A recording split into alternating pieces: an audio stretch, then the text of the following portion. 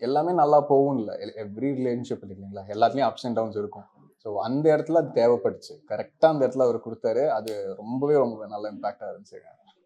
Actually இப்போ நீங்க சொல்லிட்டு இருந்தீங்கல்ல, இப்போ அர்ஜுன் அப்படின்ற கேரக்டரா தான் உங்கள பார்த்துட்டு இருக்காங்க. கோவப்படுறாங்க அந்த மாரிலாம். ஸோ நேர்ல அந்த மாரி எதனா உங்களுக்கு கமெண்ட்ஸ் இல்ல டிஎம்ல அந்த மாரி வந்ததா?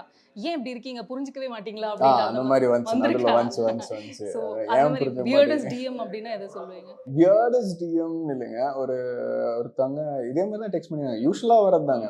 ஏன் புரிஞ்சுக்க மாட்டேங்கிறீங்க? அவங்களுக்கு தான் யாரும் இல்ல. அம்மா புரிஞ்சுக்கல அப்படின்னாங்க. நான் ரிப்ளை பண்ண மாட்டேன். அவங்களுக்கு மேபி அது என்ன அவ்வளோ பிடிச்சிருக்குன்னா, அவங்க அவ்வளோ கனெக்டா இருக்காங்க.